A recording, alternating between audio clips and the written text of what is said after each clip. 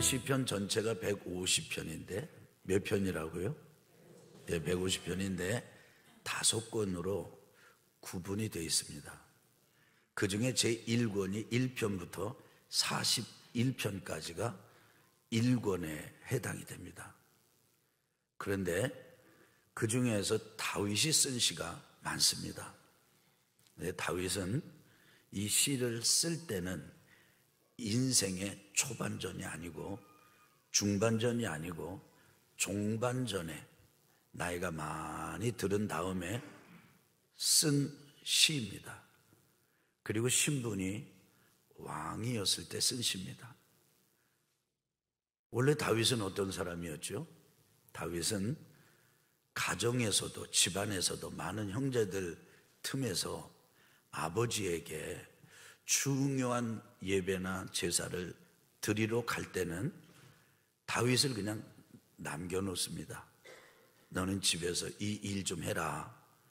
그리고 예배를 가고 제사를 드리러 가는, 그래서 형제 중에서 아버지의 눈에 늘 이렇게 주목받는 그런 아들이 아니었습니다. 실제로 이 다윗이 그런 아버지 밑에서 자라면서 아주 중요한 제사, 예배를 드려야 될 때가 왔는데 그때도 양을 돌보는 일을 하고 있어야 됐어요. 그러니까 평범한 가정에 가족, 이 부모에게, 아버지에게조차 그렇게 큰 주목을 받지 못했던 목동 소년이었습니다.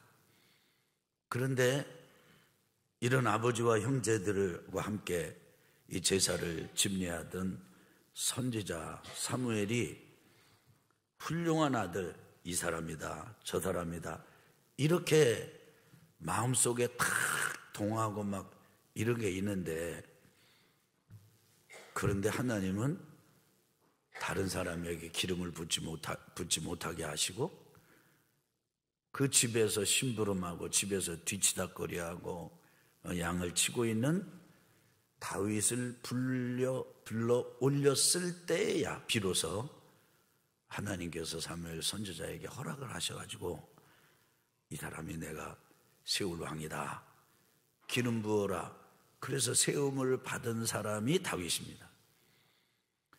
이 다윗이 이렇게 이제 왕의 자리에 가는 과정이 간단하지가 않았습니다.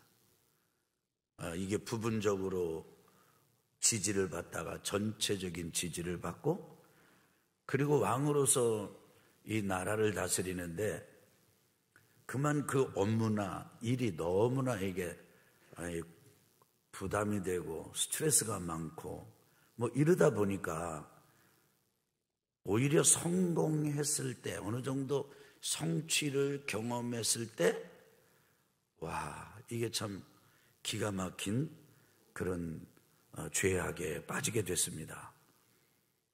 그런 일을 겪으면서 그 대가로 나라에 이런저런 일이 생기고 아들로부터 이렇게 반역이 일어나고 온 백성들이 다 이 다윗에게서 마음이 떠나고 그 못되게 아버지를 대적하는 아들 압살롬이라고 하는 아들에게로 백성들의 마음이 싹 쏠리고, 이런 거를 경험하면서 그런 과정을 다 거쳐서 인생의 노년의 때에 이르렀을 때 다윗에게는 이런 생각이 들었습니다. 정말 복이 뭐지? 어떻게 사는 게 복 있는 삶이지? 어떻게 사는 게 이게 잘 사는 거야? 여러분, 이것을 사람들은 뭐라고 말하냐면 행복론이다, 이렇게 말합니다. 예를 들면 톨스토이가 이런 삶이 행복하다라고 쓴 것을 책으로 묶었을 때 그것을 톨스토이의 행복론, 이렇게 말을 하죠. 이 다윗이 이런 인생의 오만 풍상을 다 겪으면서 밑바닥에서부터 정상으로, 그리고 정상에서 다시 나락으로. 이 다윗에게는요, 그 삶의 이 여정에는 천당과 지옥이 같이 있어요. 빛과 어둠이 같이 있습니다. 거룩과 불결이 같이 있어요. 이런 삶을 살고 났던 다윗이 뭐가 복 있는 사람이냐, 복 있는 삶이냐 이라고 했을 때, 야, 뭐니 해도 왕이 되는 게 복이더라. 높은 자리에 올라가서 세상을 호령하고 탁 들켜지고 있는 게 이게 복이더라. 이렇게 할 법하잖아요. 근데 그렇게 하질 않아요. 뿐만 아니라 야, 재산이 많아야 되더라 이렇게도 말하지 않고요.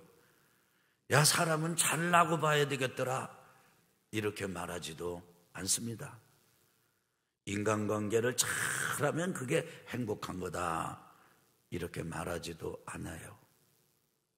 뭐라고 말을 하느냐면은, 첫째, 이런 사람이 복이 있다.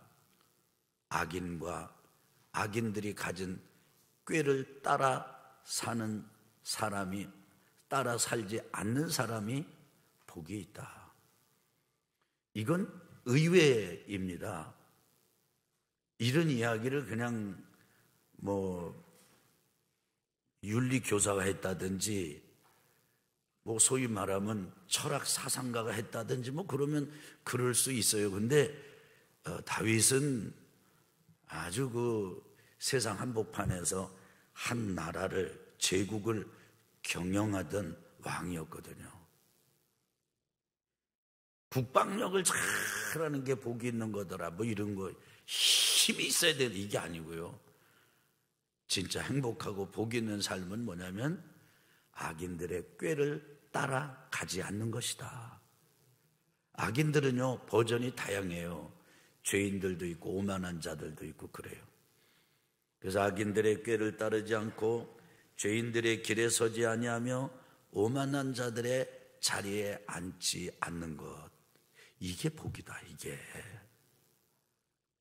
그러니까 내가 정말 복 있는 사람인지 아닌지를 알려면은 멀리 생각할 거 없다. 또 깊게 생각할 것도 없다. 내 주변을 봐라. 내가 사는 삶의 모양을 보고 양태를 봐라. 내가 지금 무엇을 따라서 추구하고 사느냐, 누구하고 어울리고 있느냐, 어떤 사람하고 앉아있고 서있고 함께 걷고 있느냐, 그 사람들을 보면은 내가 복이 있는 사람인지 아닌지를 알 수가 있다, 이러는 거예요. 여러분들 정말 그렇게 생각하시나요? 복 있는 사람은 다른 게 아니고, 다른 게 아니야, 악인들의 꾀나 이런 사람들을 따라 사는 게 아니야. 여러분, 그런 사람들이랑 어울리지 않는 사람이 복이 있다는 거예요. 그게 행복한 사람이라는 거예요. 비록 내가 왕으로서 모든 걸 다 누려봤지만은, 그래서 살아봤지만은, 나는 차마 너희들에게 이렇게 말할 수가 없다. 누가 복이 있는지 아니?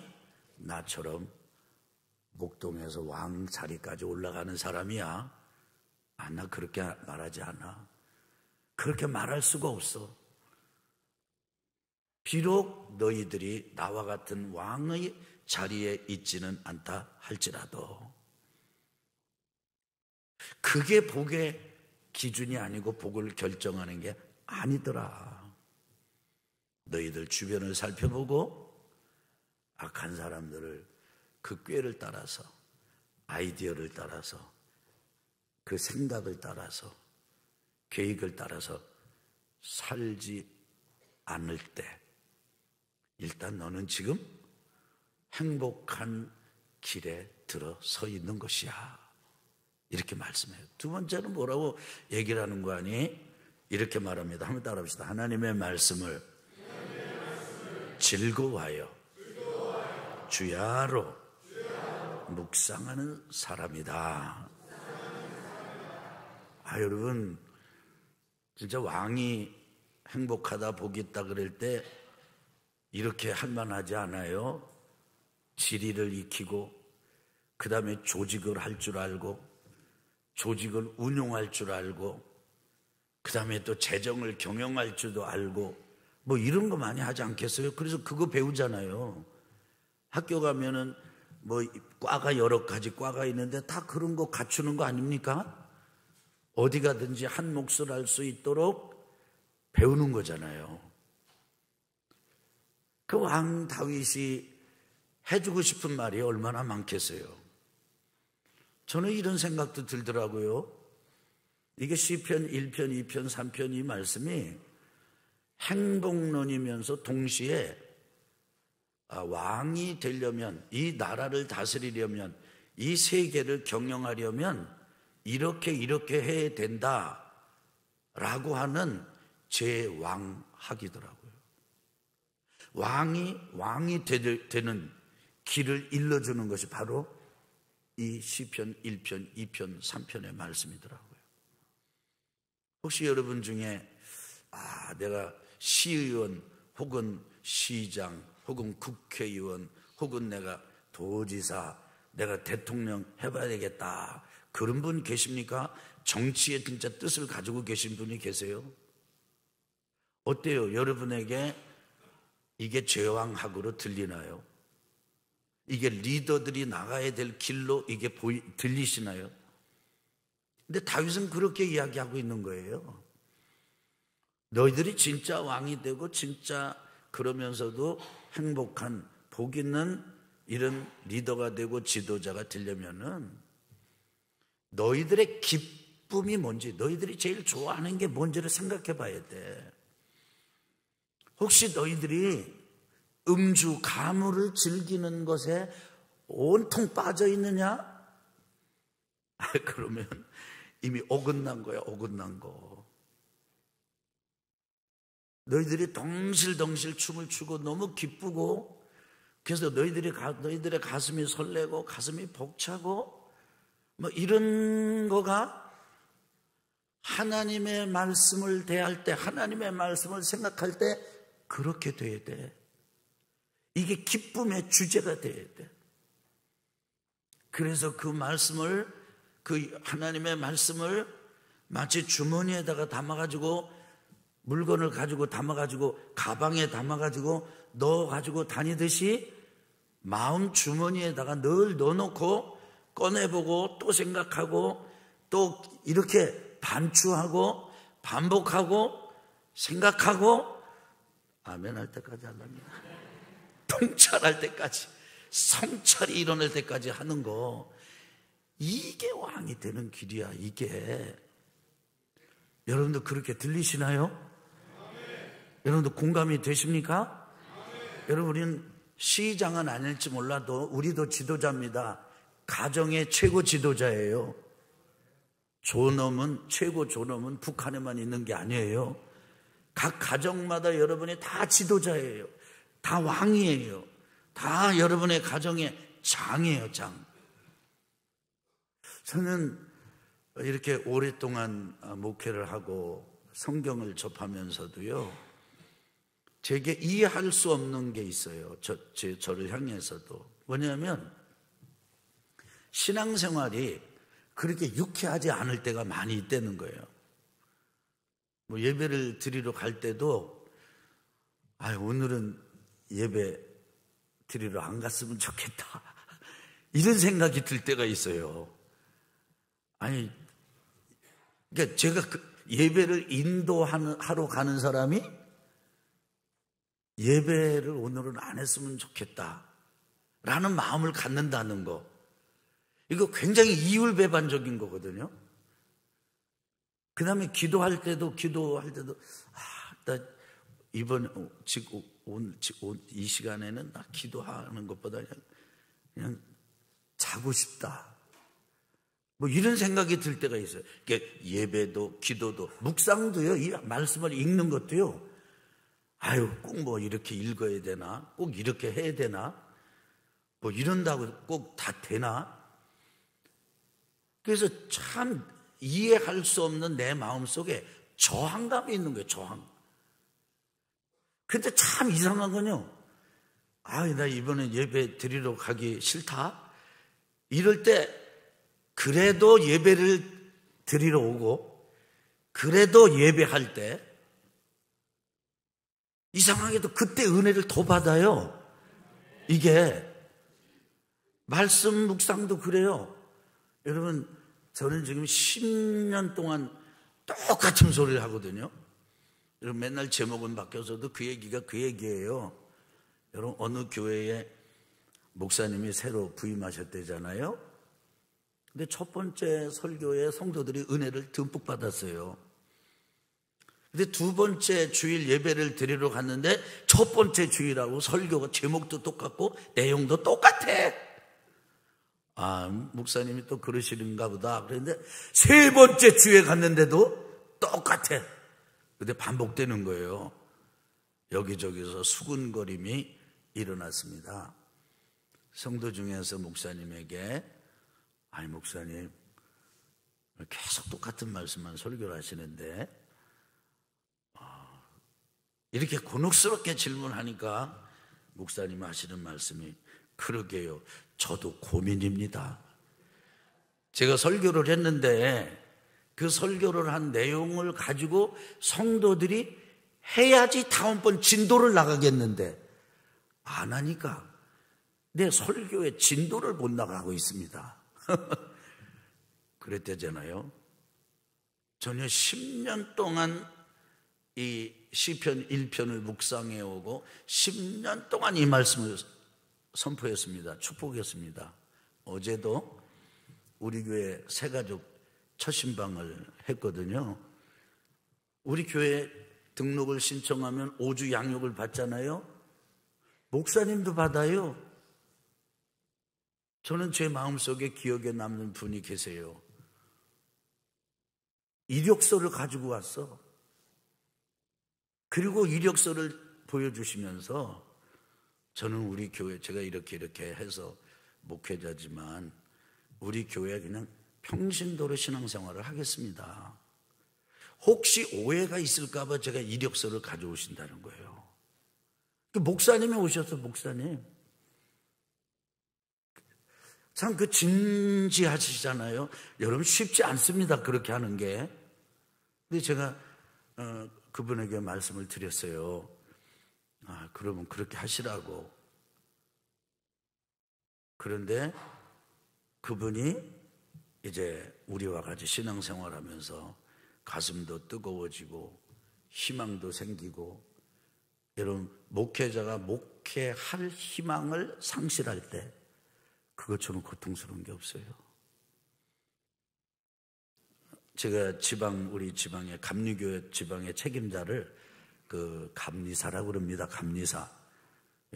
감리교회는 재밌어요. 연회 총책임자를 감독님이라고 그래. 우리 감독이 많아요. 감리사가 있고. 근데 이게 감리사다 이 말은 뭐냐면 사람을 다 줄로 재보고 규격 맞는지 안 맞는지 지도 감독하는 코치고 멘토고, 이런, 그래서 영어로는 District Superintendent, 이렇게 감독하는 이런 직분을 감리사라고 그러는 거예요. 그런데 우리 지방의 목사님들 중에서 나 이제 목회를 그만둬야 되겠습니다, 이런 분들이 계셨어요. 너무 마음이 아팠어요. 그래서 그분들과 함께 만났어요. 대화를 하고. 근데 그 만남을 가지면서 그분들의 아픔도 알고 이분들의 고민도 알고, 그래서 같이 시간을 갖고 있습니다. 근데 그 목사님, 그렇게 왔던 그 목사님이 우리 교회 스텝으로 일하고 계세요. 보람을 느낍니다. 새가족 신방을 하면서 이분들에게 제가 한 게 뭔지 아십니까? 시편 1편 말씀을 가지고 축복한 거예요. 16년째 하고 있어요. 그것은 계속 반복하는 거예요. 근데 어느 때는 싫어, 이게 하고 싶지 않아. 그래서 이번에는 나 다른 걸 좀 해야 되겠다. 그런데 막상 서면 똑같은 얘기예요. 제 속에 불이 일어나고 제 속에서 막 떨림이 있고, 같은 말씀을 가지고 축복하는 것이 이게 믿음이야, 이런 게 있고, 이상하게도 저항감을 경험하면서 동시에 하나님께서 주시는 은혜를 경험해요.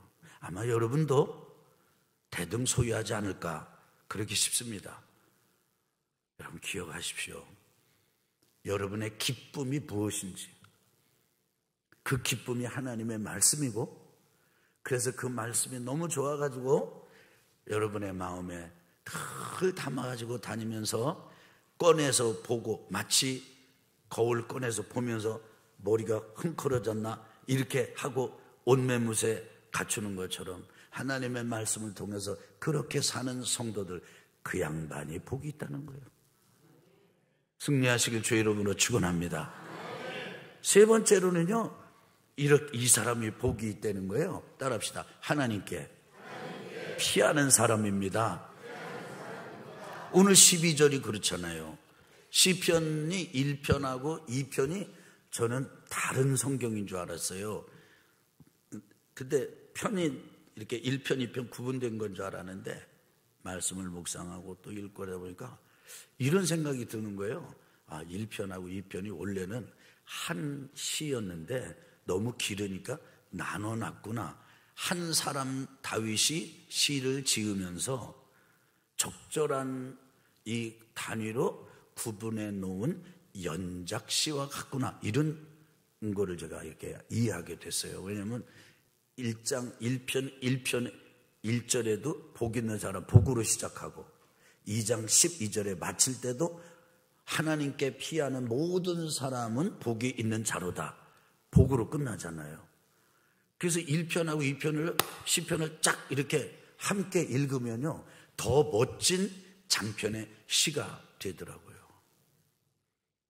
그런데 첫 번째 악인들과 함께 하지 않는 사람, 두 번째 여호와의 말씀을 즐거워해서 주야로 묵상하는 사람, 그 사람이 복이 있다 해놓고 마지막에 뭐냐면 따라합시다. 하나님께 피하는 자가 복이 있다. 전쟁이 났어요. 전쟁이 나면요, 지금은 피난처가 없다고 그러죠. 저 동학사 있고 그쪽에 뭐 전국에 10군데 피난처가 있다면서요, 우리나라에. 그래서 세상 난리가 나도 거기만 들어가면 산다는 거잖아요. 전쟁통에 그야말로 절박한 건 뭐냐면 어디로 숨느냐예요. 숨느냐. 어디 가야 안전하게 내 자신을 지킬 수 있을까? 나를 보존할 수 있을까? 그런데 어떤 사람? 하나님께 가면 하나님이 나의 바위실 뿐 아니라 방패이실 뿐 아니라 나의 피난처도 되신다. 이런 사람이 복이 있다는 거예요. 혹시 여러분의 인생이 전쟁 같지 않습니까? 여러분의 삶이 너무 정말 각박하고, 어느 때는 무기력하고, 어느 때는 참 이게 너무 지루하다 뭐 그런 거 없습니까?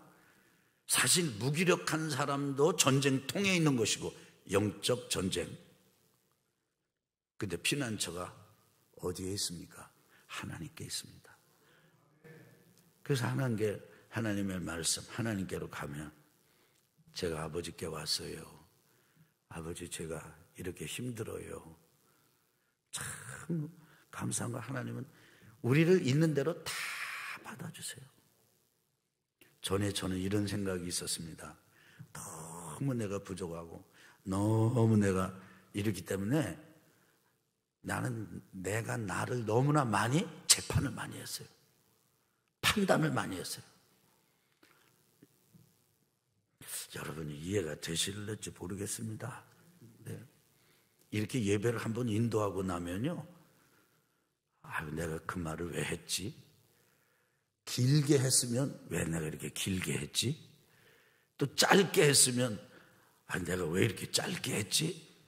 내가 나를 너무 공격을 했어요. 너무 힘들었어요. 성도들 가정에서 뭐가 좀 안 좋은 일이 생기면요, 여지없이 제가 저를 공격해요. 담임 목사가 기도를 덜 하니까 성도 중에 이런 문제가 생기지. 이거 어느 때는요, 주님, 이제 이게 너무 힘이 듭니다. 근데 누가 뭐라고 한 게 아니에요. 내가 나를 공격하는 거야. 내가 나를 들볶아. 너무 힘들어. 불안하고 두렵고 막 용기가 사라지고. 그런데 그때 다시 일어설 수 있었던 그런 아주 이 바탕이 있었다면 딱 하나예요. 하나님께 나가는 거예요. 하나님께 가서 이런 거를 다 아려는 거예요. 이런 생각을 다 아려. 제가 언제 한번 말씀드린 적 있죠? 저희 목양실에는 골방이 하나가 있습니다. 골방 옆에 화장실이 붙어 있고요. 예배를 한 번은 예배를 인도하는데 너무 마음이 편치가 않은 거예요. 그래가지고 예배 마치고 나서 곧바로 거기 내려가서 거기 들어가서 이런 적도 있었어요. 그런데 그때 어김없이 하나님 앞에 마음을 드릴 때, 하나님께 아뢰 때, 그리고 하나님의 말씀을 붙잡을 때, 그때 하나님이, 나는 나를 받아주지를 못하는데 하나님은 나를 받아주세요. 여러분 이거 경험해 보셨어요? 이거 경험해 보지 않으셨다면 하나님의 사랑을 더 경험해야 될 분들입니다. 근데 언제나 그렇게 받아주세요. 언제나 그렇게 품으세요. 하나님의 품은 너무나 넓어요. 주로 우리는 이렇게 하거든요. 내가 너 그럴 줄 알았다. 그리고 너 그거 하지 말랬잖아. 우리 애들이 뭐 이렇게 잘못해가지고 오면 그러게 아빠가 너 보고 그때 그러지 말라고 했죠. 이런 투의 얘기가 많거든요. 근데 하나님은요, 여러분에게는 어떻게 하시는지 난 모르겠는데 저에게는 묻지 않으세요. 따지지 않으시고 늘 이렇게 말씀하세요. 한번 따라해 보실래요? 아들아, 나만 봐라. 너는 너 자신만 바라보지 말고 나만 바라봐라. 나와 함께 있자. 나는 내가 나와 함께 있는 게 좋다. 근데 이상하죠? 그런 느낌이 싹 들면요, 세상의 평안에, 조금 전까지 이런 게 다 없어져 버렸어. 내가 왜 그랬지? 이게 없어져요. 그러니까 다시 이렇게 또 나오는 거예요. 근데 난 이런 얘기하기 싫어요. 난 이렇게 얘기하기는 게 좋아요. 난 원래부터 성령이 충만하고요. 난 원래 잘생겼고요. 난 원래 내가 잘하고요. 그래, 나 이렇게 말하고 싶어요. 그래서 누가 볼 때 제가 한 번은요, 이렇게 이제 제 자신을 좀 오픈했더니 저를 제가 전도사 때, 전도사님, 그 권사님이 집사님이셨어요, 지금. 근데 지금 90이 넘으셨는데도 지금도 교제를 나눠요. 참, 가끔 가다가 여기 수요일 예배에 와서 이렇게 앉아 계셔. 깜짝 놀래요, 그분이. 이분이 저보고, 전도사님, 그렇게 하지 마세요. 그러면요, 교인들이 깜봐요. 그러니까 목회자는 막 강하고 언제나 막 충만.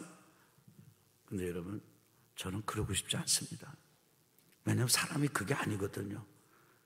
사람은 언제나 영웅이 아니에요. 그리고 하나님은 영웅이 필요하지도 않아요. 하나님의 필요한 사람은요, 하나님을 아버지라고 부르고, 하나님의 아들아, 딸아, 그럴 때 아멘 하고, 그리고 하나님께서 너 세상 보지 말고 나만 봐 라고 하실 때, 알았어요 아버지. 그렇게 해서 하나님과 함께 있는 것을 즐거워하는 사람, 그 하나님께 피하는 사람, 그 사람이 세상에 강한 사람이에요. 그 사람이 센 사람이에요. 이거 종이 하나 금방 찢어요. 근데 이게 베른박에 갖다가 딱 붙여놓으면 종이는 한없이 약한데 여러분, 이 벽에 붙은 이 종이는 세상의 벽만큼 강합니다.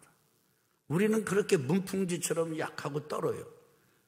그래서 오늘 말씀이 뭐예요? 나 오늘 말씀 너무 은혜되는 게 이런 게 있어요. 따라합시다. 여호와를 경외함으로 섬기고, 따라합시다. 떨며 즐거워할지어다. 아니, 떨면 떠는 거지, 또 즐거우면 즐거운 거지, 떨면서 즐거워해? 이게 뭡니까? 여전히 두렵지만은 그러나 하나님을 섬기는 기쁨이 있고, 불안하지만 하나님을 섬기는 기쁨이 있고, 그리고 그야말로 우리에게 우울이 도전해 올 때가 있지만 그러나 하나님을 아버지라고 부르면서 힘을 얻고, 하나님께 피하는 자, 하나님을 피난처 삼는 자, 이 사람이 강한 사람이라니까요. 이게 복 있는 사람이라는 거예요. 이번 한 주 한번 그렇게 살아보지 않으시겠습니까? 이제 가을이 깊어가거든요. 시편은 시인이 쓴 시예요. 우리 선배 중에서, 신앙의 선배들 중에서, 3000년 전에 살았던 신앙의 선배들 중에서 우리보다 더 절박한 문제들을 끌어안고 경험하면서 하나님 앞에 믿음을 시로 고백했던 신앙의 선배 시인들이 계셨어요. 우리 그들과 함께 이번 가을에 데이트 한번 해보지 않으실랍니까?